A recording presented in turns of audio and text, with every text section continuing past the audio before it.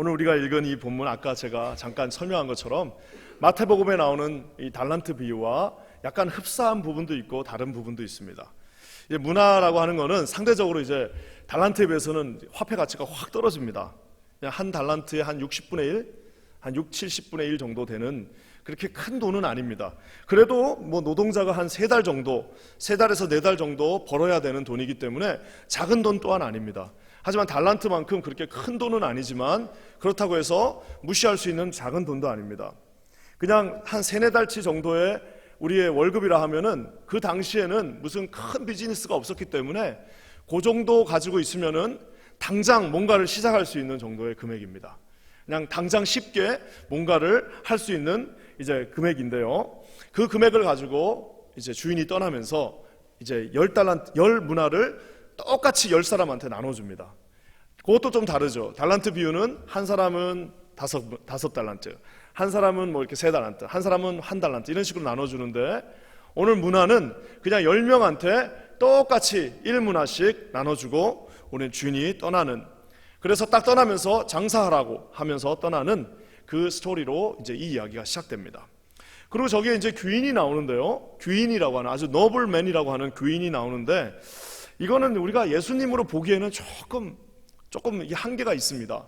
왜 이거를 예수님으로 보기가 좀 그러냐면은 저게 장사라는 말이 너무 많이 나옵니다. 그래서 19장에 보면 장사해라, 장사한 거를 보여달라, 장사한 거 내가 보겠다라고 하면서 마치 무슨 돈 하는 것 같은 느낌이 좀 날 정도로, 이거는 아닌 것 같은데 하는 느낌이 좀 날 정도로 장사하는 모습이 비칩니다.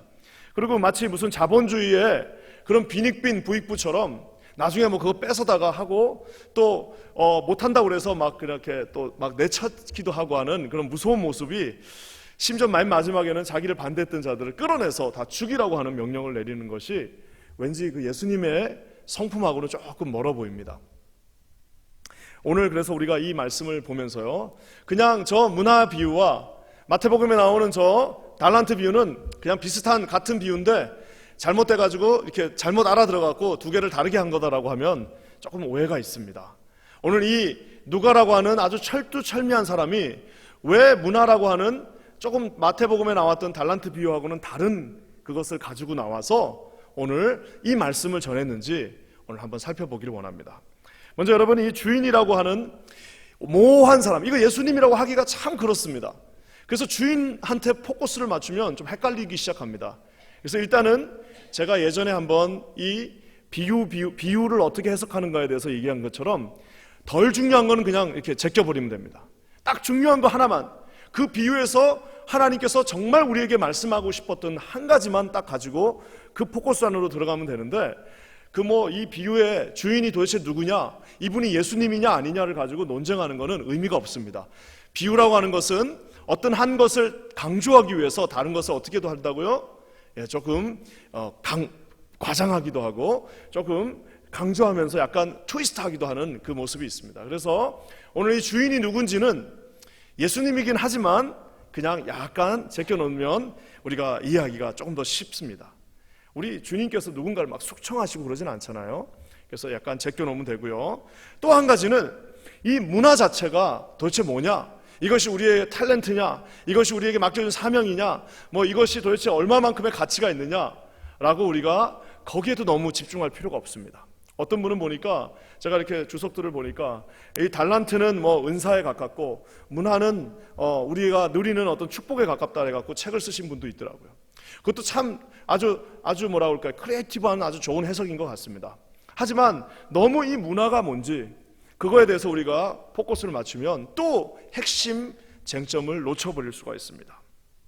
아까 제가 시작한 것처럼 과감하게 별로 덜 중요한 것들은 다 내려버리고 딱 중요한, 정말 오늘 예수님이 왜 이야기를 우리한테 하시고자 원하셨는가, 도대체 이 이야기는 왜 생뚱맞게 달란트 비유하고 좀 다르게 해서 이렇게 말씀하시고 싶으셨을까?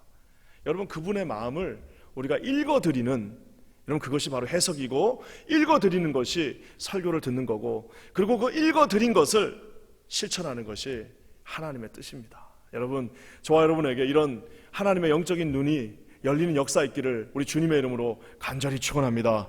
그래서 말씀을 봐도요, 이렇게 큰 그림을 가지고 보셔야 됩니다. 어떤 분은 그런 분들도 있어요. 말씀을 이게 큰 줄기로 봐야 되는데 그 줄기는 다 놓쳐버리고 그 가생에 있는 거 하나 딱 들고 와가지고 이거 잘못됐다, 이게 이상하다라고 하는 분들이 있습니다. 우리 한국교회도 여러분 요즘 이제 인터넷 때문에 이게 목사님들이 무서워서 설교를 못 하겠다고 그래요. 우리 목사님들끼리 만나면 그럽니다. 왜? 그 큰 흐름이 있습니다. 하나님께서 운행하시고 하는 그 큰 흐름이 있는데 그 흐름은 다 잊어버린 채 어떤 말 한마디, 단어 하나를 가지고 그 사람은 이런 사람이다, 잘못됐다라고 얘기하는 그런 흐름들이 있습니다. 우리 퀸즈 한인 교회는 여러분 어떤 교회예요? 우리는 장자교회입니다. 우리는 여유가 있는 교회입니다. 우리는 정말 하나님의 은혜 가운데 그 크심을 받던 교회입니다. 뭐예요? 그 큰 흐름을 향해서 달려가시는 저와 여러분 되시기를 주님의 이름으로 간절히 축원합니다. 그래서 여러분, 우리 예수님도요, 보십시오. 하나님의 나라라고 하는 그 큰 것을 보여주셨는데요, 예수님을 죽인 자들은 어떻게 예수님을 죽였습니까? 단어 하나, 네가 하나님의 아들이야? 너가 십자가에서 내려온다고? 그런 단어 하나를 가지고 사람을 죽일 수도 있고 살릴 수도 있습니다. 그래서 저는 우리 퀸즈 한인 교회가 이런 하나님의 커다란 그 하나님의 구원 역사 가운데 하나님을 바라보면서 나가는 그런 교회가 되기를 우리 주님의 이름으로 간절히 축원합니다. 오늘 아까도 얘기한 것처럼 이 비유에는요, 반드시 하나님이 너무너무 하시고 싶은 이야기가 있었습니다. 오늘 그 이야기가 우리 예수님이 그다지도 하고 싶은 말씀이 뭐였는지 오늘 한번 살펴보도록 하는데요, 그건 바로 이 하나님의 나라가 왔냐 안 왔냐 여기에 대한 문제입니다. 오늘 이 비유는요, 포커스는 뭐냐면은 하나님의 나라가 오지 않았다라고 말하고 싶으셨고요, 또 하나는 하나님의 나라가 이미 왔다라고 하는 그 말씀을 오늘 주님이 하시고 싶었습니다. 하나님의 나라가 아직 오지 않았다, 하나님의 나라가 왔다라고 하는 그 두 가지 핵심을 가지고 오늘 이 말씀을 한번 봤으면 좋겠는데요, 하나님의 나라가 먼저는 오지 않았다라고 말씀하고 계시는 것을 보게 됩니다. 우리 11절 말씀 한번 다 같이 읽겠습니다. 11절입니다. 시작. 그들이 이 말씀을 듣고 있을 때에 비유를 더하여 말씀하시니 이는 자기가 예루살렘에 가까이 오셨고 그들은 하나님의 나라가 뭐라고요? 당장에 나타날 줄로 생각함이더라. 여리고에서요, 지금 예수님이 계신 곳이 여리고입니다. 여리고에서요, 저 여리고에서부터 예루살렘까지 한 25km, 한 15마일 정도밖에 안 됩니다. 그냥 맘먹고 쫙 가면은요, 반나절이면 갈 수 있는 길입니다. 그냥 반나절 정도 걸어가면 갈 수 있는 아주 짧은 거리입니다. 이제 주님께서 예루살렘 성 입성을 앞두고 이제 삭개오 집까지 여리고까지 오셨어요. 자, 이렇게 되니까 이제 쫓아다니는 그 모든 무리들이 어떻게 판단하는 거예요? 이제 당장 하나님의 나라가 이제 반나절 후면 우리 주님이 이 모든 기적을 베푸셨던 그분이 여리고 성에서 예루살렘 성으로 들어가는 그 순간 하나님의 나라가 임할 것이다라고 어떻게 한 거예요? 자기들 스스로 판단해 버렸습니다. 지금 주님은 전혀 다른 계획을 갖고 계신데 심지어 그 계획을 말씀 안 해주신 것도 아니에요. 나는 십자가에 달려야 된다, 나는 죽어야 된다라고 끊임없이 말씀하셨건만 제자들은 어떻게 한 거예요? 하나님의 말씀을 이미 훨씬 그 앞에서 자기 스스로 해석하고 판단하고 거기다 이미 결론까지 다 내버린 그런 상태라는 겁니다. 들어만 가면 다 끝난다라고 저기 나와 있는 것처럼 하나님 나라가 당장에 나타날 것이다라고 이야기하고 있었다는 겁니다. 심지어 여러분, 그 하나님 나라가 어떻게 나타날 거라고 생각하는지 14절 말씀 한번 보겠습니다. 심지어 14절에 이렇게 나와 있습니다. 다 같이 읽겠습니다. 시작. 그런데 그 백성이 그를 미워하여 사자를 뒤로 보내어 이르되 우리는 이 사람이 우리의 왕됨을 원하지 아니하나이다. 아까 제가 얘기한 것처럼 여기에 지금 두 가지가 우리가 같이 봐야 되는데요, 지금 저기 나와 있는 백성들과 종들이 같이 있습니다.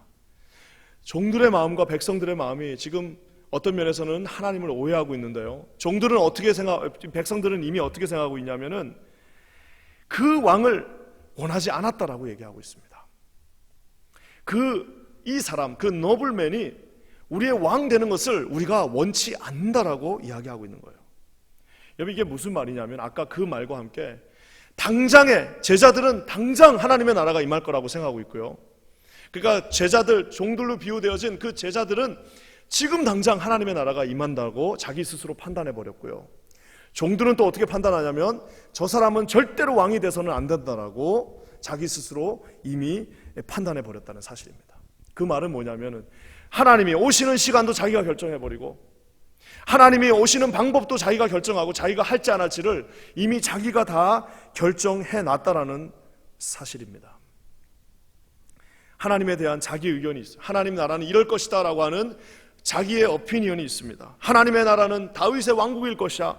하나님의 나라는 이 모든 로마와 모든 힘을 다 평정하고 이제 힘으로 하나님께서 이 나라를 우리에게 힘과 부와 명예를 가져다 줄 것이야. 내가 원하는 방법은 이거야 라고 이미 자기가 결정을 한 겁니다. 얼마나 인간들의 모습이 그 하나님을 보다 앞서간 그 모습은요, 나중에는 그냥 단순하게 앞서간 걸로 끝이 나지 않습니다. 하나님을 앞서간 사람의 모습은 점점 무슨 모습으로 바뀌어갑니까? 사단의 모습으로 바뀌어가는 것을 보게 됩니다. 하나님보다 앞서가는 것은 나중에 어떻게 됩니까? 예수님이 음식 주시고 기적적으로 병자들을 고칠 때는 어떻게 해요? 수천 명이 몰려들면서 호산나 다윗의 아들 예수여, 호산나 호산나 하면서 자기 겉옷을 벗어서 그 앞에다 깔아줄 정도로 했던 사람들이 불과 며칠 후에 어떻게 되는 거예요? 내 방법대로 내 시간에 왜 안 해주냐? 내 방법이 이건데 왜 당신은 그렇게 하지 않느냐라고 하는 순간 어떻게 되는 거예요? 그를 십자가에 못 박으라. 여러분, 이 군중과 제자들은요 진짜 한 끗 차이입니다. 불과 일주일도 되지 않는 순간에 호산나 다윗의 아들이요, 내가 내 이 겉옷을 벗어서 당신에게 밟고 가게 하겠습니다라고 했던 그들이 동일하게 어떻게 해요? 크루시파이, 십자가에 못 박으라고 할 만큼 여러분 그 모습은요 하나님으로부터 조금만 앞서가는 순간 어떻게 되는 거예요? 이 모습으로 변화하게 된다는 사실입니다. 우리가 아는 것처럼 그 대표적인 사람이 누구였을까요? 하나님보다 가장 앞서갔던 사람, 그래서 사탄의 모습으로 나중에 바뀌어버린 사람 누구예요? 바로 베드로입니다. 참 너무나도 아이러니하지 않나요? 하나님 앞에 가장 칭찬 들었던 그 사람인데요, 예수님이 드디어 자신의 방법대로 하나님의 나라가 온다, 칼을 차고 있다가 드디어 내 방법대로 이제는 올 것이다 라고 확정 짓는 순간 어떻게 됩니까? 자기 스승이요, 마스터요, 자기가 주님이라고 고백했던 그 사람을 향해서 뭐라고요? 리뷰크 합니다. 당신 잘못됐어. 아무리 당신이 내 스승이어도 당신 아무래도 내가 볼 때 잘못된 것 같아.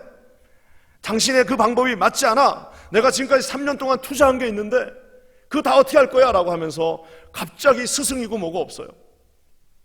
자기 주인도 없습니다. 그냥 그 앞에서 이거 내가 볼 때는 거의 이거 멱살 잡은 거예요. 리뷰크 한다고 하는 그 자체는 뭐예요? 마치 종을 다루듯이 그 사랑스러운 주님 앞에 이 목살을 잡고 당신 지금 잘못된 거야, 왜 십자가에 죽냔 말이야 하면서 자기보다 하나님보다 조금 앞서가니까 어떻게 됐다고요?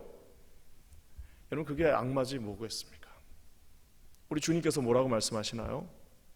제자야 이러지 마라, 사랑하는 베드로야 지금 너 정신 못 차리고 있구나 라고 말씀하지 않으셨습니다. 뭐라고 얘기하십니까? 사탄아 get behind on me, 사탄아 물러가라. 그 순간 제자였지만 하나님보다 앞서가는 순간 어떻게 되는 거예요? 사탄이 될 수도 있다는 사실입니다. 사랑하는 성도 여러분, 저와 여러분들 가운데 이렇게 될 가능성이 너무합니다. 금요일까지 이렇게 나와갖고 기도하시는 분들은요 보통 분들이 아닙니다. 요분들이 그대로 새벽 예배 하신 분들이잖아요. 요분들이 그대로 하나님 앞에 우리 교회 헌신하신 분들입니다. 우리는 여러분 이럴 때일수록 어떻게 해요? 하나님이 정하신 때, 하나님이 원하시는 방법에 여러분 민감하게 반응하실 수 있는 저와 여러분 되시기를 우리 주님의 이름으로 간절히 축원합니다. 제가 참 제 인생에 아이러니가 한두 가지가 있는데 그 중에 하나는 제가 20대 때 진짜 이제 하나님 앞에 헌신하고요, 그러면서 정말 많은 곳을 돌아다닌 것 같습니다. 지금 생각해 보면 진짜 사는 곳이 일정치 않은 사람이 저였던 것 같아요. 정말 여기저기 정말 많은 곳을 돌아다니고, 그리고 20대 마지막은 선교지에서 정말 이곳저곳을 다니면서 하나님이 그 꿈을 계속해서 키우게 해주셨던 것 같습니다. 그래서 얼마나 감사한지 그냥 그 20대 그 짧은 시간에, 물론 군대 갔다 온 시간 그거를 제외하고는 정말 이곳저곳에, 한국에 있을 때도 이곳저곳에서 하나님 사역하게 하시고 참 많은 은혜를 부어주셨습니다.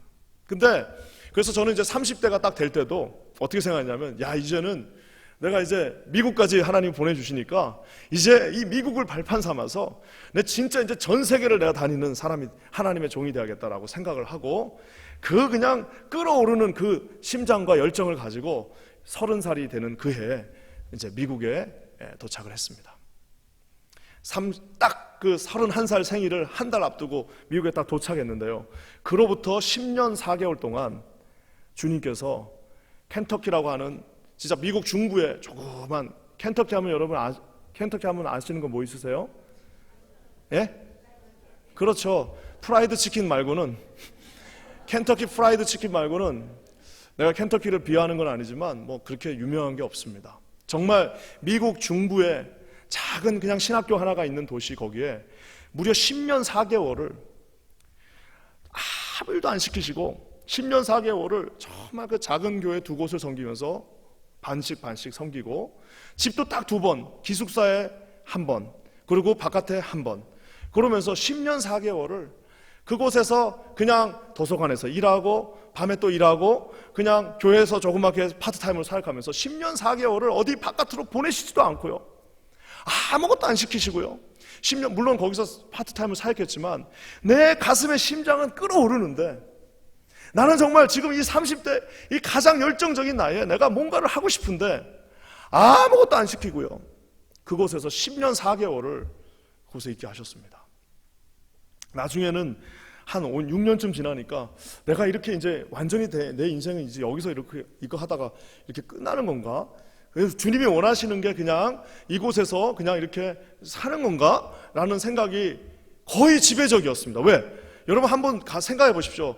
20대 때 그렇게 막 몇 개월에 한 번씩 돌아다니는 사람이 10년 4개월 동안 그곳에서 그냥 도서관, 집, 학교, 일, 도서관, 집, 학교, 일, 요것만 왔다 갔다 하면서 거기를 벗어나 본 적이 없어요. 저는 한 2, 3년 그러고 있으면 하나님이 빼내주실 줄 알았어요. 한 3년쯤 지나면 빼내서 그동안 네가 했던 방법대로 하실 줄 알았는데요, 그때마다 기도하면 하나님은 아무 말씀하지 않으시고 그냥 가만히 아무 말씀이 없습니다. 그래서 10년 4개월을 그곳에서, 제 30대는 그래서 아무 기억이 없어요. 제 30대는 집, 학교, 일, 교회, 요거 뭐 물론 여러분들 여기도 대부분 비슷할 수 있겠지만 그래도 여러분 뉴욕에 계시잖아요. 그래도 뉴욕이잖아요. 그곳에서 10년 4개월 동안 하나님께서 그냥 이렇게 마치 아무것도 안 시키고 일부러 마치 외면한 것처럼 그곳에 놔두셨습니다. 그때는 이유를 몰랐습니다. 지금도 아마 잘은 모르겠어요. 하지만 제가 우리 퀸즈 한인교회에 오고 나서 계속해서 기도하는 가운데 하나님께서 그 이유들을 한 가지씩 보여주시는 것 같습니다.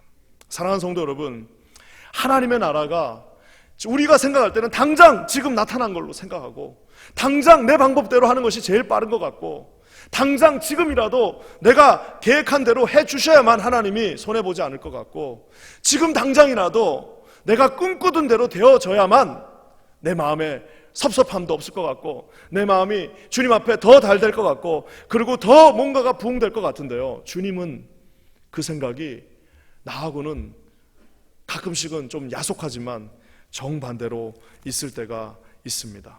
사랑하는 성도 여러분, 혹시 여기에 계신 우리 성도들 가운데서도 그런 분들이 계시면요, 그건 여러분 하나님께서 특별한 계획 가운데 있다는 사실을 여러분 반드시 기억하시기를 주님의 이름으로 간절히 축원합니다. 지금 생각해 보니까 그 시간이 참 어렵긴 했습니다. 그 어려운 시간이었지만 지금 뒤돌아서 생각해 보니까 우리 가정에는 정말 가장 아이들하고 가장 같이 있었던 그 시간이고요, 그리고 하나님한테도 가장 깊이 있게 말씀 가운데, 요즘은 이게 한 시간 이상 시간을 내는 게 어렵습니다. 연락도 많이 오고 이러니까 다 꺼놓지 않으면 어떻게 시간을 낼 수 없는데, 거기는 아무도 찾는 사람이 없어요. 10년 동안 그저 앉아가지고 하나님 말씀, 그저 그 말씀을 묵상하면서 하나님한테, 지금 생각해보면 그때는 야속했던 시간이지만 가장 가깝게 있었던 시간이라는 사실입니다. 사랑하는 성도 여러분, 하나님의 나라는 하나님의 시간대로 이루어져야 됨을 믿으시기를 주님의 이름으로 간절히 축원합니다. 하나님의 나라는 하나님의 방법대로 이루어질 때 그것이 가장 아름답고 그것이 가장 확실하고 그것이 하나님의 뜻이라는 사실을 여러분 기억하시기를 우리 주님의 이름으로 간절히 축원합니다. 기도하기는 우리 가운데 그게 당장 안 됐다고 해서 섭섭해하고 막 여러분 하나님 앞에 베드로처럼 어리석은 그런 모습으로 나가시는 분들이 없기를 우리 주님의 이름으로 간절히 축원합니다. 주님께서요 정확하게 하고 싶은 말씀이 있었어요. 지금 너희들이 당장 그 나라를 원하지만 내가 지금 당장 해야 될 일은 십자가를 지는 일이라고 오늘 주님이 말씀하고 있다는 사실입니다. 그러면서 여러분 또 두 번째로요, 하나님께서는 아직 오지 않았어. 하나님의 나라는 아직 온 것이 아니야. 너희들의 방법대로 지금 이미 온 것이 아니다라고 얘기하는 한편으로요, 또 한편으로는 주님은 이미 하나님의 나라는 도래했다라고 우리에게 역설적으로도 말씀해 주십니다. 제가 가끔 설교에도 얘기했지만 우리 개혁주의 신학, 저와 여러분이 속해 있는 이 복음주의, 이 가장 보수적인 신앙의 가장 핵심 하나님의 나라는요, 이미 오신 하나님의 나라, 그러나 아직은 안 오신 하나님의 나라예요. Already, but not yet. 이미 오셨어요. 예수 그리스도가 이 땅에 오시면서 그 하나님의 나라는 이미 왔지만 주님이 재림하는 날까지는 아직은 오지 않은 그 두 가지 그 긴장 가운데 있는 곳이 우리 주님의 하나님의 나라입니다. 오늘 근데 주님이 네가 비록 그 방법대로는 아니지만 이미 하나님의 나라는 왔다라고 또 선포하고 계시는 것을 보게 됩니다. 우리 13절 말씀 한번 다 같이 보겠습니다. 13절입니다. 시작. 그 종 열을 불러 은하 10문화를 주며 이르되 내가 돌아올 때까지 장사하라. 오늘 주님께서 뭐라고 말씀하시냐면요, 내가 언제 올지는 너희들 모르지만 내가 오는 날까지, 내가 다시 리턴해서 돌아오는 날까지 뭐 하라고 그래요? 장사하라라고 얘기하고 있습니다. 여러분 지금 우리가 아는 것처럼 저 주인의 그리고 백성들의 상황이 좋지 않습니다.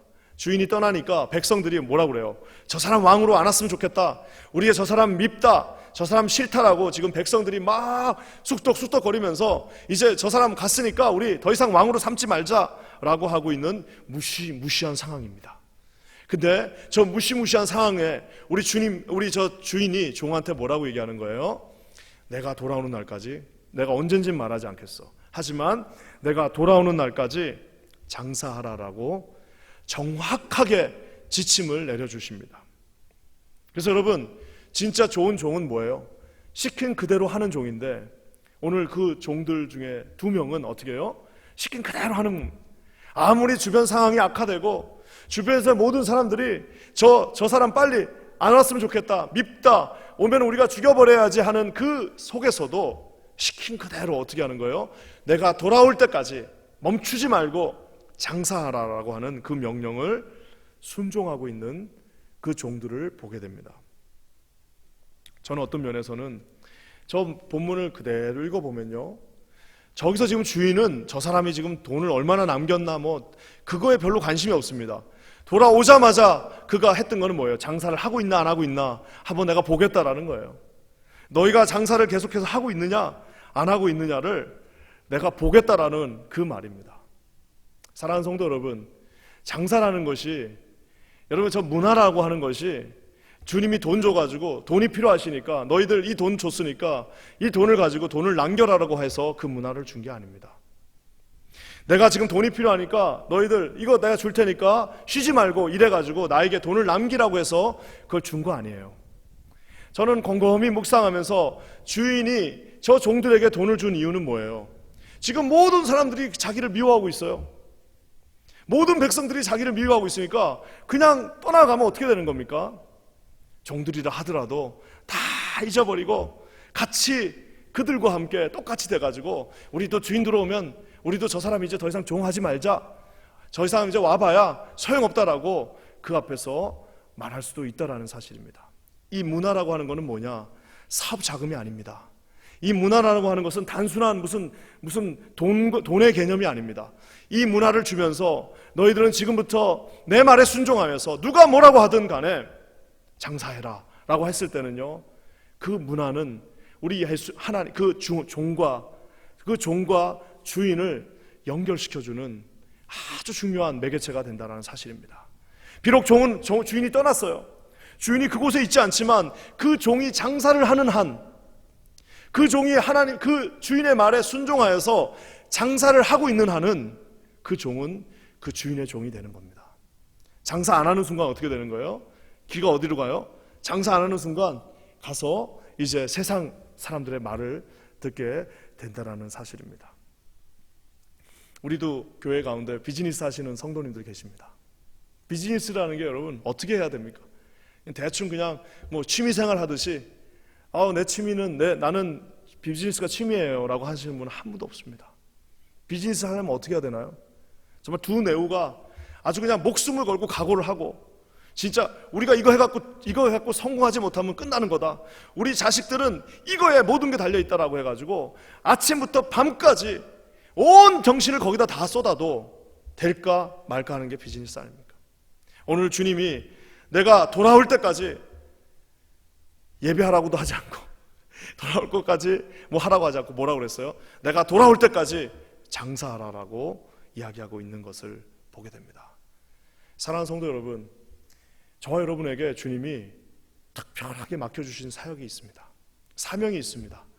오늘 우리 주님은 장사라고 표현했지만 저와 여러분에게 그 문화를 주면서 자, 이거를 가지고 네 마음대로 한번 멋있게 한번 내가 오는 날까지 너 순종하면서 장사해봐라 라고 해주신 게 있습니다. 장사하면서 우리의 모든 포커스가 거기로 가는 그 무언가가 있습니다. 저는 기도하기는 오늘 이 금요 예배에 나오신 모든 분들에게 명확하게 하나님이 주신 이 명령이 있으시기를 우리 주님의 이름으로 간절히 축원합니다. 여러분, 이 사역이라는 것이 우리가 뭐 예를 들어서 선교 같은 거, 오늘 우리 선교 광고했잖아요. 선교를 나가면 가장 큰 축복이 뭡니까? 선교를 나가는 그 가장 축복이, 가서 우리가 선교하면 그 선교사님이 엄청난 축복을 받으셔서 엄청난 도움을 받으시고 그곳에 막 믿지 않는 사람들이 수백 명이 돌아오고 그곳이 완전히 하나님의 나라가 되는 그런 역사가 있어서 하나님이 우리를 선교 보내신다고 생각하십니까? 저는 단기 선교를 나가면서 느끼는 건 뭐냐면은 그 선교를 나갈 때 가장 큰 축복을 받는 사람은 누구예요? 그 동네에 있는 선교사님이 아니시고 그곳에 있는 어떤 예수 믿지 않는 사람, 뭐 그럴 수도 있지만 제가 봤을 때 우리가 선교를 하나님 앞에 순종하며 나가면은 가장 큰 축복은 누구냐? 나간 사람이 받는다는 사실을 여러분 기억하시기를 주님의 이름으로 간절히 축원합니다. 가서 그저 뭐예요? 그 생각만 하면서 이곳에 그 10일 동안 하나님 어떻게 하실까? 하나님이 우리에게 무슨 축복을 주실까? 어떤 것들을 해야 될까라고 그 모든 것들을 다 내려놓고 24시간 하나님 생각만 하는 그곳이 여러분 그 선교 아니겠습니까? 오늘 주님이 우리에게 맡겨주신 사명이 있습니다. 하나님의 나라가 임한다. 하지만 내가 돌아올 때까지 어디 떠나지 말고 장사하고 있으라고 하는 그것들이 주님 앞에 있습니다. 저는 기도하기는 저와 여러분 가운데 그런 명확한 주님이 주신, 맡겨주신 그런 장사, 비즈니스가, 그 영적인 스피리추얼 비즈니스가 있으시기를 우리 주님의 이름으로 간절히 축원합니다. 한 사람만 딱 바뀌어도요, 그 한 사람만 거기에 비즈니스, 정말 하나님이 주신 그 마음으로 내가 올 때까지 장사하고 있어, 너 어디 포기하지 말고 내가 올 때까지 거기에 장사하고 있어야 돼 하는 한 사람만 있어도요, 그곳 전체가 그 사람으로 인해서 축복받게 되어 있습니다. 저는 기도하기 여기 계신 모든 분들이 그런 한 사람이 되시기를 우리 주님의 이름으로 간절히 축원합니다. 그러면서 주님께서요, 나중에 그 장사하고 있으라고 하는 그 명령을 어겨버린 어처구니 없는 사람도 등장시키십니다. 우리 20절과 21절 말씀 한번 보겠습니다. 다 같이 읽겠습니다. 시작. 또 한 사람이 와서 이르되 주인이여 보소서, 당신의 한 문화가 여기 있나이다. 내가 수건으로 쌓아 두었나이다. 이는 당신이 엄한 사람인 것을 내가 무서워함이라. 당신은 두지 않은 것을 취하고 심지 않은 것을. 여기서 이 종이요, 나중에 주인이 화내는 가장 결정적인 이유는 뭘까요? 화를 내고 있는 가장 결정적인 이유는 하나님의 말씀대로 실천하라고 한 거를 그냥 그게 순종하지 않았기 때문입니다. 단순합니다. 너무 복잡하게 생각할 필요 없이 명령 자체를 그냥 무시해버렸습니다.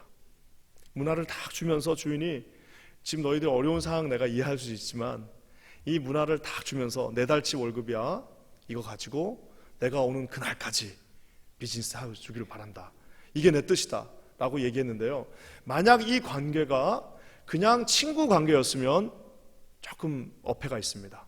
만약 이 관계가 그냥 직장 상사였으면 말이 안 돼요.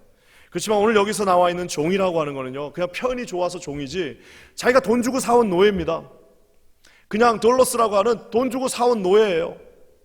돈 주고 사온 노예한테 주인이 가면서 거금을 맡기면서 내가 부탁한 그것을 그대로 지키고 있으라라고 이야기한 겁니다. 이것은 명령이요, 바뀔 수 없는 것이고 내가 반드시 싫든 좋든 해야만 하는 일입니다. 하지만 이 사람은요, 어떻게 했냐면은 그걸 그냥 땅에다 묻으면 그나마 안 돼. 제가 찾아보니까 땅에 묻는 게 그 당시 가장 좋은 보관 방법이었다고 하더라고요. 그러니까 땅에 묻는 거는 그나마 안 돼. 달란트 비유에 나와 있는 그 사람은 그나마 땅에 묻어서 조금 난데, 이 사람은 어떻게 한 거예요? 그냥 이 보자기 같은 데다가 그냥 쓱 싸가지고 자기가 놔둔 그 첨장에다 그냥 이렇게 딱 올려놓고 이제 올 때까지는 내가 자유구나 라고 생각하고 그 뜻에 순종하지 않았다는 사실입니다. 순종하지 않는 사람들의 특징이 있습니다. 그건 뭐냐면은 정말 미안하지만 하나님이 그 자기 주인이 누군지를 전혀 알지 못하고 있습니다. 하나님은 이래서 안 돼, 이래서 이건 아니고, 무서워한 사람이고 엄한 사람이고 취하지 않는 것을 거두지 않는 사람이다라고 자기가 다 결론을 내버립니다. 주인이 누군지 종은 말하면 안 됩니다. 우리 하나님은 질문 받으시는 분이 아닙니다. 여러분이 저한테는 질문할 수 있겠죠. 여러분이 여러분의 그 보스한테 가서 질문할 수 있겠죠. 이거 왜 그렇습니까? 라고 질문하지만 하나님은 여러분한테 질문의 답을 굳이 해주실 이유가 없는 분입니다. 욥기서에 그렇게 욥 앞에서 욥이 그렇게 부르짖었건만 맨 마지막에 질문에 답을 해주시는 대신 네가 저거를 아냐라고 질문 다시 했던 것처럼 하나님은 만홀히 여김을 받는 분이 아니십니다. 하지만 저 사람은 지금 뭐예요?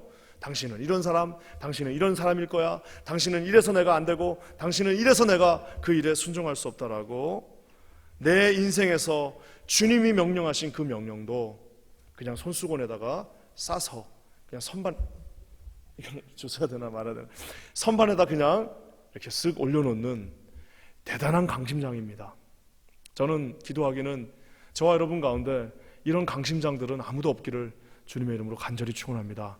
주님이 약속해 주시고 명령해 주시고 부탁하신 그 일들을 어떻게 해요?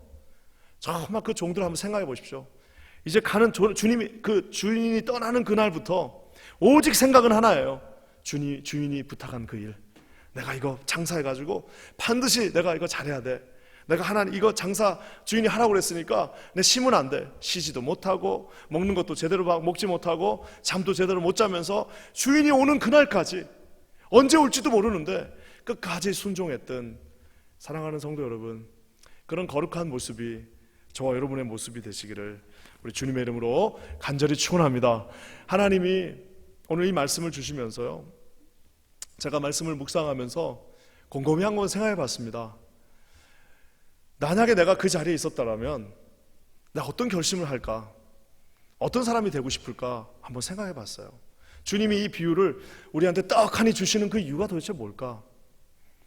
여러분, 그건 뭘까요? 저는 가장 감격적인 거는 그 주인 되신 주님이 한 문화를 나한테 주시면서 내 손을 잡고 내가 오는 날까지 절대로 낙심하지 말고 내가 다시 올 때까지 이거 가지고 너 최선을 다해서, 내가 구체적으로 말은 안 해주지만 최선을 다해서 내 방법대로 한번 장사해봐라라고 맡겨주신다면 여러분, 그거보다 더 큰 영광이 어디 있겠습니까? 하나님께서 저와 여러분에게 이런 문화를 다 맡겨주셨습니다. 달란트는 너무 크지만요, 문화는 그 정도는 우리가 핸들할 수 있습니다. 그 문화들을 여기 계신 모든 분들에게 한 분 한 분에게 주님이 맡겨주시고 부탁하셨습니다. 내가 오는 날까지 나보다 앞서가지도 말고 나보다 뒤처지지도 말고 내가 부탁한 대로 장사하라고 말하고 있습니다. 거기에 순종하시는 저와 여러분 되시기를 우리 주님의 이름으로 간절히 축원합니다. 우리가 다 이 문화를 가지고 하나님의 비즈니스를 하게 된다면 우리 하나님이 얼마나 큰 영광을 받으실까요? 우리 이번에도 선교팀이 이제 구성돼서 떠나지 않습니까? 만약에 우리가 그 마음을 가지고 하나님 앞에 간다면은 얼마나 하나님께서 저와 여러분에게 축복해 주시겠습니까? 오늘 우리 이 시간에도요, 지금 우리가 예배드리는 이 시간에도 어떤 선생님들은 아이들 보고 있습니다. 그분들도 무슨 마음으로 보고 있는 거예요? 내가 하나님이 맡겨주신 이 한문화를 가지고 최선을 다하겠다라는 마음으로 서 계실 겁니다. 저는 여기 계신 모든 분들에게 그런 귀한 은혜가 임하시기를 우리 주님의 이름으로 간절히 축원합니다. 이 19장의 비유가 오늘 마감이 이렇게 됩니다. 오늘 이 19장의 이 한 문화에 대한 비유를 제일 잘 화끈하게 실천한 사람이 이제 19장 앞과 뒤에 등장합니다. 앞에 나온 사람은 이번 주일날 볼 것이고요, 뒤에 나온 사람은 다음 주 금요일날 보도록 하겠습니다.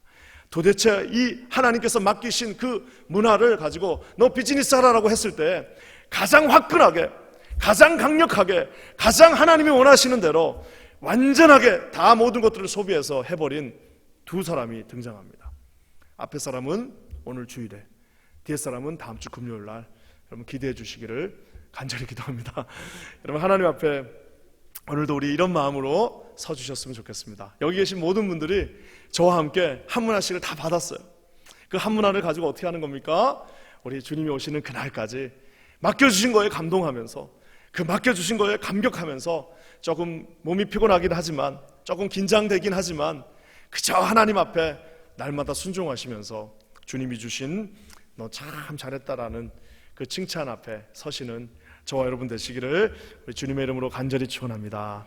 기도하겠습니다. 하나님 참 감사합니다.